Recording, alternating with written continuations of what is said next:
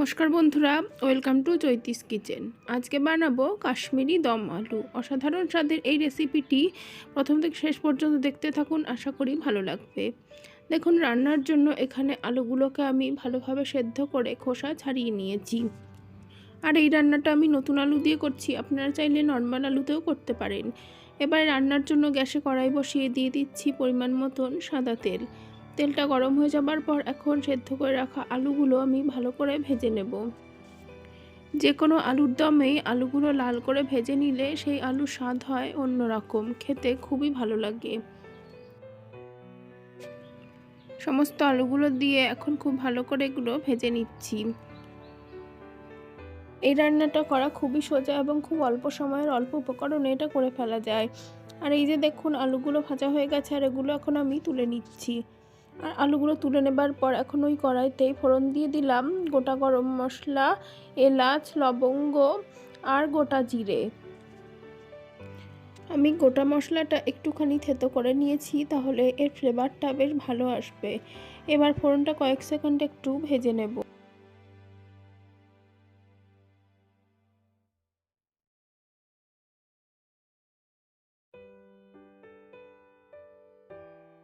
ফোড়নটা থেকে সুন্দর গন্ধ বের হলে এখন এর মধ্যে দিয়ে দিলাম টক দই, আদা আর মৌরি গুঁড়ো একসাথে খুব ভালোভাবে টক দইয়ের মধ্যে মিশিয়ে নিয়েছিলাম, তো সেটাই দিয়ে দিচ্ছি পরিমাণ মতন হলুদ। আর এবারে সমস্তটা খুব ভালোভাবে মিশিয়ে নেব। আমাদের সাধারণ আলুর দমের যে গন্ধ আর স্বাদ, তার থেকে একটু অন্যরকম স্বাদের হয় এই রেসিপিটি, আর গন্ধটাও হয় অন্যরকম, যেটা খুবই ভালো লাগে খেতে।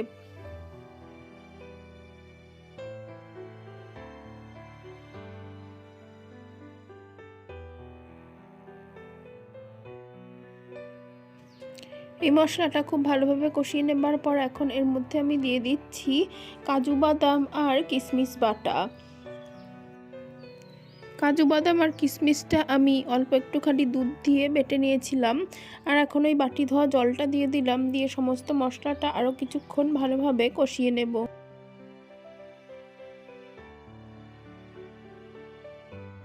সমস্ত মশলাটা কষানোর সময় এখন দিয়ে দিচ্ছি পরিমাণ মতন লবণ।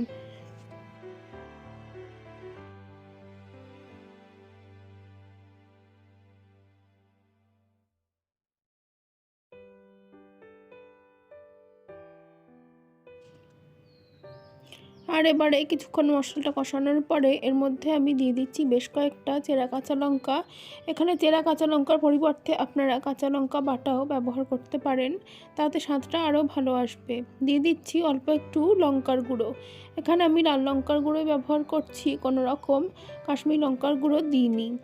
আর এবারে সমস্ত মশলাটা একটু ভালোভাবে কষিয়ে নিয়ে ভেজে রাখা আলুগুলো দিয়ে দিচ্ছি। আলুগুলো দিয়ে ভালোভাবে মিক্স করে নেব।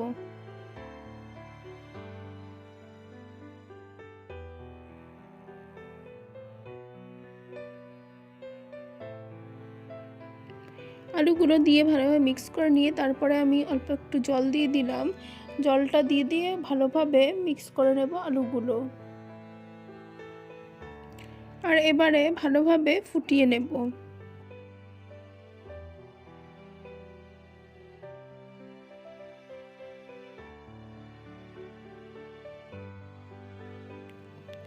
ঝোলটা খুব সুন্দরভাবে ফুটে গেছে, আর এভাবে একটু নাড়াচাড়া করে নেব যাতে সমস্তটা কড়াইতে লেগে না যায়, কারণ যেহেতু এর মধ্যে কাজু বাদাম বাটা রয়েছে, তো সেই জন্য কড়াইতে একটু লেগে যেতে পারে।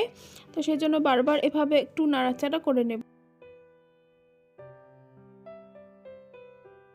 ঝোলটা ভালোভাবে ফুটে ঘন হয়ে এলে এর মধ্যে আমি একটু ঘি অ্যাড করছি। ঘি দিলে পরে স্বাদটা আরও সুন্দর আসবে।